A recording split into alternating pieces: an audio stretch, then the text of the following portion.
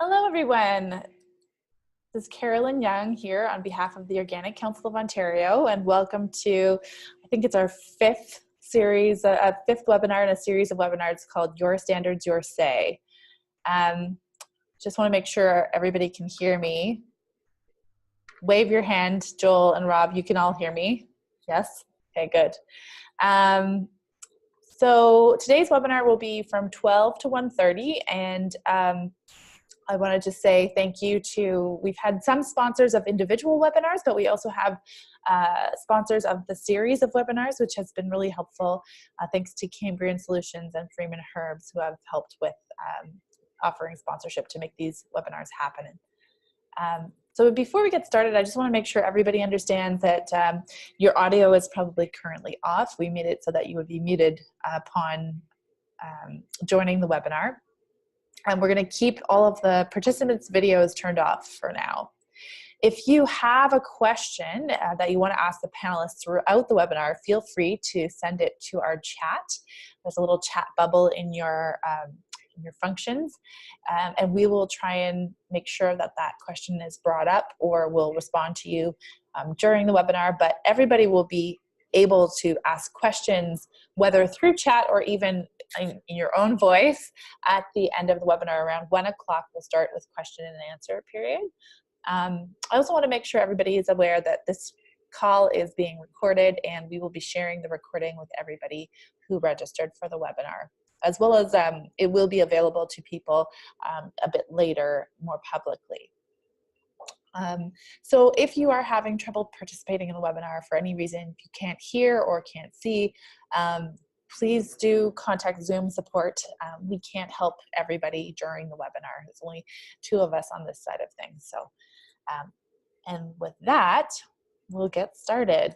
So, really excited about this panel. We have a number of OCO board members, which has been really nice, but also some really interesting, diverse opinions. So as I said, my name is Carolyn Young. I'm the Executive Director of the Organic Council of Ontario.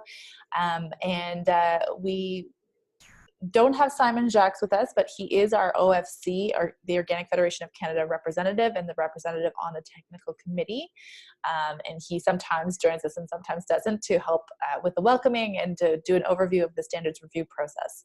So the purpose of these webinars, this webinar series, is really to get more engagement on some of the hot button issues that are up for discussion for the next review process. And as many of you know, the organic standards must be reviewed every 5 years, and the next version of the standards needs to be published for 2020. So that's what we're working towards.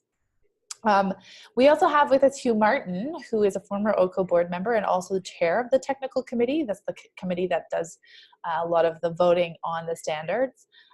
He has a longer term background on what discussions have been discussed in the past, the history of parallel production in Canada, and what we're trying to do with that now. I believe he's also involved in the roundtable, cropland roundtable on this. Sorry, working group, I should say. We also have Mike McGillivray, whose name I've misspelled here. I apologize for that. It's McGillivray. There's a lot of L's in there. He's with us from Kirkview Farms, and he's going to discuss the specific issues with parallel production and transition. We also have Alison Squires. Again, I misspelled her name, Squires, from Uplands Organics. She's a latecomer to the panel, but really important perspective from Saskatchewan, and maybe would like to continue to prohibit parallel production, so bringing that perspective to the panel. Joel Aitken here from EcoCert, and he's going to discuss some of the issues with parallel production and certification. Andrew St. Jean from Beechwood Agri-Services, and kind of discussing things from a buyer's perspective. And then Rob Walbridge here from Thompson's Limited. He's the chair of the Organic Council of Ontario, and also a member of the crop working group, and on the Standards Interpretation Committee. So lots of really great perspectives with us today. So just a quick overview of why we're discussing this.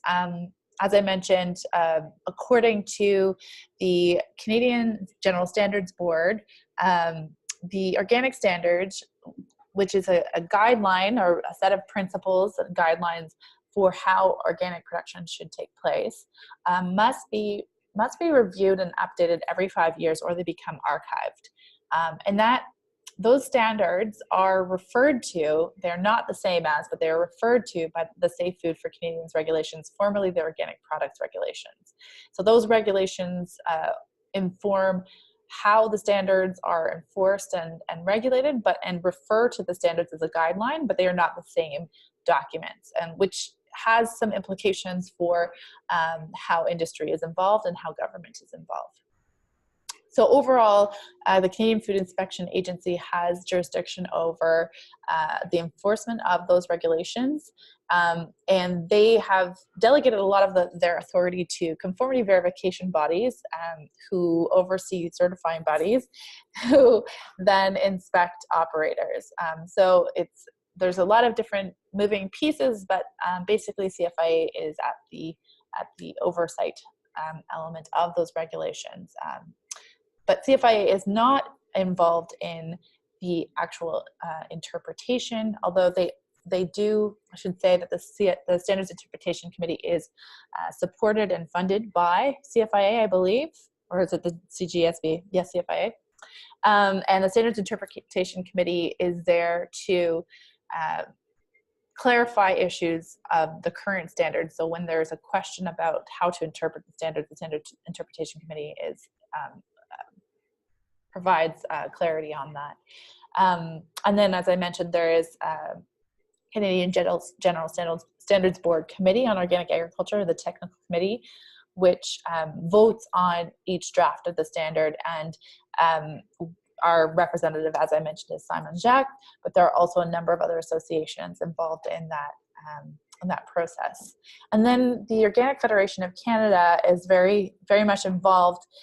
They have a representative from each province on their board, and their job is really to shepherd the process of reviewing the standards, and they create working groups who specialize in particular areas. So the process started back in July when people were invited to put in proposals for how the standards should change, and those proposals have now been sent to different working groups to review and to provide insight on the questions and suggested changes. So I won't go into too much more, just to say that the standards do adhere to International Standards Organization guidelines, which is part of how we decide whether those standards have to be, what the process is around changing those standards. We have to adhere to those guidelines. And they are slightly different from US standards, the National Organic Program, in that the National Organic Program is actually embedded in regulation, whereas here the Canadian regulation refers to the standards. And this gives industry a little bit more leeway in terms of what changes come about. And as I mentioned, they have to be updated. And one of the key things to know is that CGSB is now a revenue neutral agency of the government, and requires that industry standards, when they're updated or changes are made, that there be a payment for that process. So that's one of the contentious issues in the industry right now, is that we don't have any funding for the maintenance of our standards, and other jurisdictions and our major trading partners do. So if you would like to see and learn more about that, I suggest you get in touch with the Organic Federation of Canada or Canada Organic Trade Association, who are lobbying on those issues. So without any further ado, I'd like to turn it over to Hugh Martin to discuss sort of the history behind the idea of parallel production and the pros and cons from his perspective. Hugh, are you with us? Yes, I am here. And unfortunately, most of you can't see me because my camera is being a little wonky today and doesn't want to seem to work. But with that, I guess this whole issue of parallel production has always been kind of a controversial one. And Carolyn, if you want to just go to the first slide there. Basically, this is what the standards actually say right now. If you've got standards in front of you, it's sections 513, 514, 515, and It talks about how the farm has to have a complete transition of the production, and where we get into issues is quite often that the farm, as it is transitioning, you'll start with conventional, and then you'll have some transition, and eventually you'll have some organic. So you get these split operations that have got a little bit of each going on. And then how do you keep those separate? In 514, it says that you basically can't have parallel production except under these situations of perennial crops that are already planted, agricultural research facilities, seed production, and vegetative propagation and transplant. So there are some allowances now, and those allowances were not there in the original standards if you go back to 2006. But we have gradually added to those, and you can see 515, there are some conditions in there that go into it as well. But go to the next slide there. Basically, we started with prohibiting parallel production back, I think, when the 99 standard, which was voluntary standard, was put into place. And Carolyn, can you advance the next slide? We went with that for a number of reasons, but the main one was try to reduce fraud, try to reduce problems with operators intentionally or accidentally dumping a load of grain in the wrong bin or wrong truck or whatever you want to call it. And we wanted to encourage a complete transition of the farm. We didn't want to have farms that were split forever. We wanted them to get all the way into organic. The other thing we had was that it was prohibited in the EU, and at that time we were shipping a number of crops, wheat and spelt, to Europe, soybeans, Japan, and they were actually probably at that time larger trading partners than what the US was when you go back 20 years ago. So we were trying to catch a middle ground for Canada between Europe and the US. It was always allowed in the US, but those were some of the reasons that we kind of went to it. And fraud prevention was probably the number one. It has never changed, or the reason we have it now, the prohibition on parallel, is just that it's always been that way. Go to the next one there. And numerous times as we went through these revisions over the years, there have been people who have said, well, we should permit parallel because it's a barrier to transition. It's a barrier to certain types of CB monitoring activities. And processing allows, if you got a cookie factory, you could have one line with organic and one line with conventional, as long as you got the records to show how they're separate. And of course, USA allows it. We're going to hear more about that from the other speakers as we go through the program. So there's always been this back and forth. 5 years ago, when we tried to review the standards, parallel production was very much a contentious issue. We had a blog back then, and I think there's something like 70 comments on it. The working group and the technical committee, when they looked at it, were really split. And in order for the technical committee to make a decision, we need to have a consensus. It can't be a 50-50 split as it was last time, more or less. You have to have a consensus going one way or the other. And we just did not have a consensus to make a change. So it's put forth again, and we're reviewing it again. Carolyn, step up next there. So this year we had at least one, I think there's several proposals to allow parallel production in the Canadian Organic Standards. Working group discussed it, rejected making a change. They presented that rejection to the technical committee in October. But the technical committee, again, we had, I think there was 4 people on the committee who didn't agree with that. There was a couple who did agree with it. So basically it was sent back to the working group for more discussion. on the pros and cons and a scan of where the other trading partners, the other countries around the world are. And it'll come back to the technical committee again, likely in March. And the issue is we're going to have to find a consensus in both the working group and the technical committee in order to be able to make a change. So that's kind of where we are right now. On to it. I think that was my last slide, Carolyn, is it? And so anyhow, from there, I'll leave it to other speakers, and whenever, Carolyn, we're doing the questions, why, feel free. Thanks, Hugh. So up next is Mike McGillivray. Mike doesn't have the slides with him, but he's going to speak from a perspective of a producer and from the perspective of transitioning.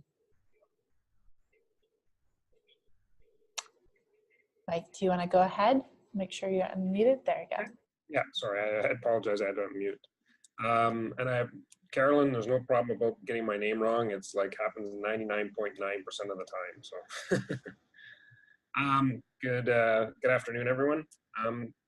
So Hugh, his actual last slide is actually a great one to carry on from. We made the decision 2 years ago, basically, to start transitioning into organic. And we have 196 acres, about 130 of it's tillable. And we made the decision that we were going to transition all of our land over. But the challenge is of course, transitioning that much land to organic all at once is very difficult to do. So we utilized natural features of our property, as well as some man-made that allowed us to basically keep the 8 meters requirement for a buffer zone between organic and non-organic. And we were leasing out the land at that point in time. So the leased land was still being farmed conventionally, but we had natural buffer zones that allowed us to transition on the other aspects. So for us, it was the decision to go all organic was more a value, more about in line with our values. And we didn't want to have to explain to customers why certain fields would be organic and certain weren't. But understand that that's a cost issue for a lot of folks. That it is significant. There is significant cost to transition. And currently in Ontario, as most of you are aware, there's not a lot of support from a transitional point of view, unlike some of our neighboring provinces. So hopefully that will change in the future. But right now, it is very difficult. So, and the biggest thing is the issue of parallel production. It is prohibitive in some aspects. I understand why certain entities or certain folks are looking to try to have this aspect included, because it does make it difficult for conventional producers to transition into organic. And at the end of the day, if we can come to some sort of consensus, and maybe some of these, and I encourage people to involved and contribute to the working groups, as well as getting their opinions to the technical committee on this, so that everyone does have a say. Because at the end of the day, we do want to transition more of our land into organic, and we need to have methods of doing that. And I'm not for or against the parallel production. I can actually sit on both sides of the fence, as long as it's an 8 meter fence, and argue both ways, because it is a challenge, but a lot of it comes down to specifics with respect to each farm. Each farm is an individual farm, and the people running that farm, they have to have the commitment.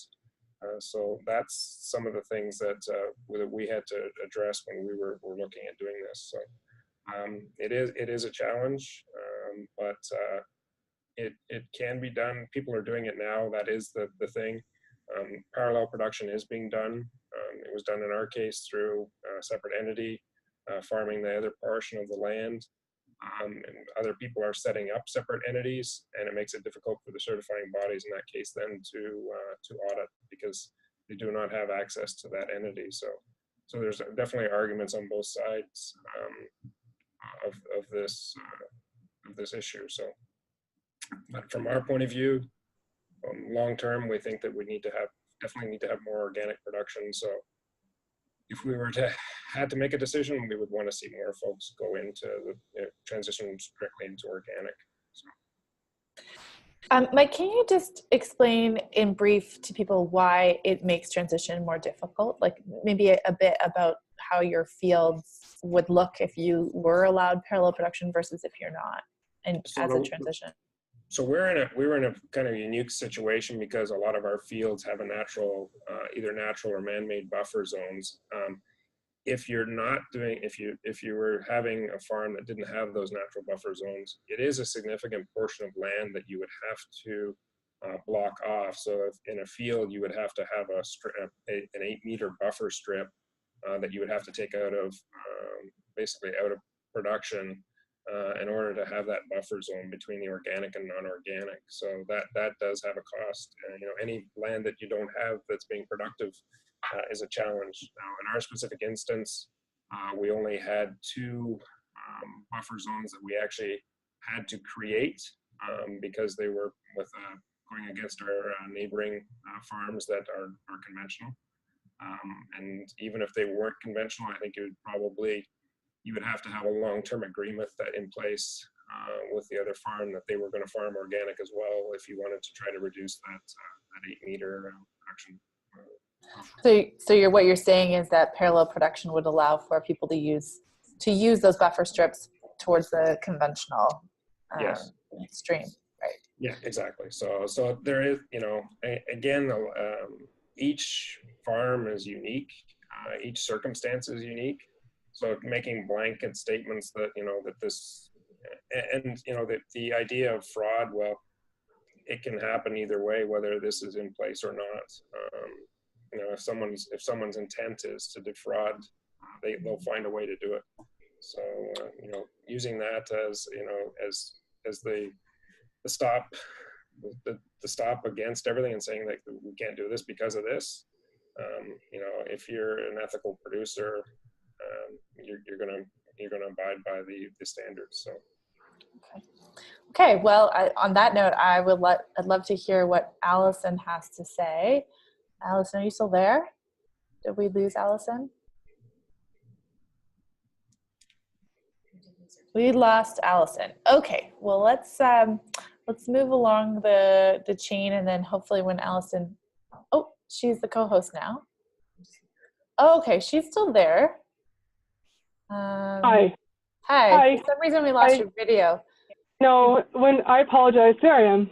There you go. When Mike started talking, for some reason Zoom just stopped working. So I apologize if I look crazy, but yeah, I'm here. Okay, so you are able to share your screen if you wish. Okay, awesome. So let's just figure out how to do that. Is that working? Yes. You can see I can't see. Oh. Yes, we can see it, and you need to click to move things along. Okay. Anyways, okay. So I want to thank for allowing me to be here. I know it was short notice, but I appreciate it very much. It's a really interesting topic out west as well. So a little bit about me. I'm a fully organic small grains farmer. I farm with my husband, and we have 3 little ones, and we run about 2,000 acres of small grains. So we also incorporate grazing. We do a lot of soil health work, and we're actually working to getting our farm closer to no-till. So that's kind of our passion right now. So that's kind of from my perspective. So versus Ontario, the prairies, of course, has a different growing system out here. We're more typically dry land areas. So, but we do have almost 80% of the field crop acres across the country are in the prairie provinces. And Saskatchewan, actually, in particular, has the 2nd highest number of certified organic producers in Canada. So although our perspective is different, it's still, I think, a valid one to consider. So when I prepared for this webinar, I actually wanted to get the opinions of several other prairie producers to kind of get a holistic view of what the issues are out here. And so I talked to both certified organic producers and transitioning organic producers out on the prairies. And I have to say, not one of them said that parallel production should be allowed in the standard. So that's the perspective that I'm coming from, trying to represent that point of view. Okay, so you see my slides, perfect. So I want to go through some of the benefits that I think the parallel production, that not allowing parallel production has. And then I want to get into some of the issues that have been brought up, that reasons why parallel production should be allowed. So I can kind of give my perspective on both sides. So the first thing is consumer trust. Our industry as a whole, the organic industry, has been built on the trust of consumer. Just recently, a report came out, 66% of Canadian consumers buy an organic product on a weekly basis. That's a huge number of people. 48% of Canadian consumers see the Canadian organic logo in particularly as very trustworthy. So we don't want to do anything that's going to jeopardize this trust that consumers put into us. There are groups out there who seek to erode this trust and will capitalize on the possibility of fraud happening with the topping up of organic product with conventional, even though we all can think that nothing will happen and that 100% of the time producers won't accidentally or intentionally mix product up. There's still that possibility there, and that's what those groups are going to seek to use to erode trust in consumer and organic products. The second thing I think we need to consider is that not allowing parallel production provides strength to standards in a very significant way. Very few countries fully allow parallel production. And as you mentioned, it is actually prohibited in the EU. And I know most of us prairie producers ship our product overseas. We do direct shipping actually through large containers right to Europe. So allowing parallel production will inhibit this transfer, this trade. Also, I want to say too that the Canadian standards is currently considered the gold standard for organic production and should continue to be that way, and we shouldn't do anything to jeopardize that. I also want to say too, not allowing parallel production speaks to the principles behind the organic farming standard. So soil health and biodiversity in particular, by encouraging farmers to grow different crop types in different rotations in different ways to not only feed the health of their soils, but also increase the biological diversity on their farm. Another point is not allowing parallel production has the potential to save the significant time and money for the producer. So this will come out in less worry about maintaining integrity of the organic product. So this means less cleanouts, less extra paperwork, and less downtime during the busy seasons. I know for us on our farm, if we were to switch between a conventional and organic product, it would take almost a full day to clean out all of the extra equipment, the combines, the augers, everything like that, the semis to fully switch properly. And this would be a significant amount of time during the busy season. It also would increase inspection time and cost to trace both conventional and organic product in everybody's farm. I know for us, our inspection typically takes an entire day. We would add another level of complexity to that inspection, it would take even longer. We also want to consider the decreased potential of contamination of the organic supply. So what I mean by this is that we decrease the likelihood of inadvertent mix-ups and paperwork cleanouts, etc. So even with the best intentions, mistakes do happen. And not allowing parallel production eliminates this chance of accidentally mixing organic and conventional products. Another important point along this line is that there's no chance of accidentally applying a prohibited substance to an organic field. This would make it, take it out of certification for 36 months, and that's a significant loss to the producer.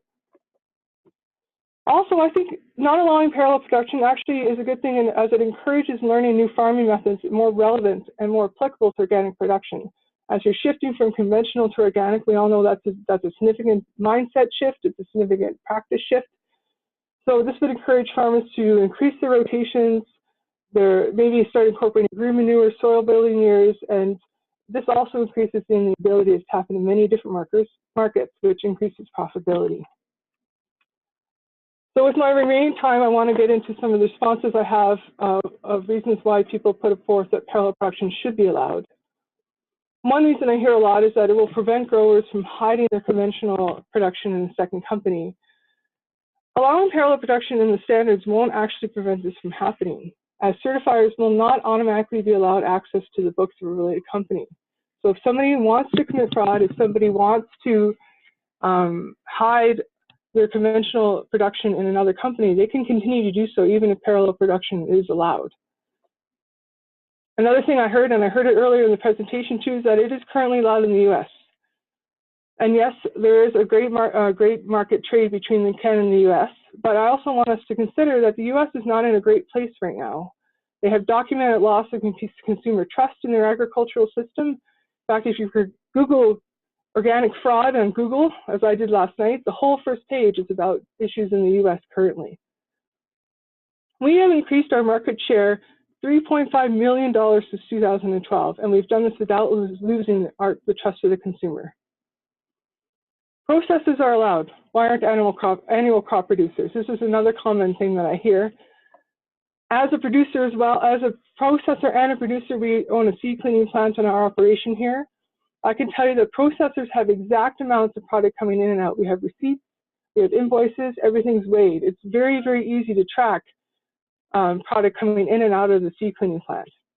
Producers, unfortunately, don't have this information. Through no fault of their own, yield estimates at inspection time are far from accurate. You could have a great looking crop in the spring, but by the fall, it's absolutely dismal. And the opposite is also true. So this kind of variability is hard to account for when you're trying to track parallel production of conventional organic products. My last 2 points here that I hear a lot is it inhibits new growers from transitioning to organic, and Mike spoke to this point really well. But I also want to point out that the numbers of growers transitioning to organic are actually on the rise all across provinces. And this information is available through CODA as well. Many resources are available to also aid transitioning farmers. So these resources are varied depending on the farmer's needs. All of the great provincial groups provide transitioning resources. There's also Pivot and Grow, which is a federal transitional resource. And there's seminars, there's webinars like what we're doing right now, conferences, field days, other events happening all the time. I think this maybe used to be an issue, but right now, with all the increased outreach and education, it's not so much an issue. I also want to point out too that COG recently released their agri-risk report for transitioning producers earlier this year. It's worthy to note that parallel production was not in the top 5 of identified risks faced by transitioning producers. So if we're really concerned about transitioning producers and increasing the number of organic producers in Canada, I think we should focus on those top 5 risks first before we even worry about any of the other risks. But finally, the last thing I hear the most often is it's too difficult to grow a visually distinguishable crop in transition years. And this may be true in different areas. Speaking again from a prairie perspective, we have many options available. The key though is mentorship. We do a lot of mentorship with transitioning producers to help them kind of plan ahead. Transitioning doesn't just happen. It's a planning process. You have to say, okay, in 3 years from now, I want to be able to grow a fully certified organic crop. These are the steps I'm taking every year to do so. We encourage a lot of transitioning producers to use the transition years again to build your soil. Maybe you want to plant a perennial in there or some sort of green manure crop. And then by the time you get to your last year with your fully certified organic, you have a great soil, you're able to produce a bumper crop, and then you're better off that way. So I'm not sure how much time I have, but I just want to throw up this last slide of resources if anybody's looking to get more information. The OFC I forgot to put on there is also a great resource. And I'm open to emails, questions, things like that. If you're looking to get more information from me, my email's on the bottom there as well.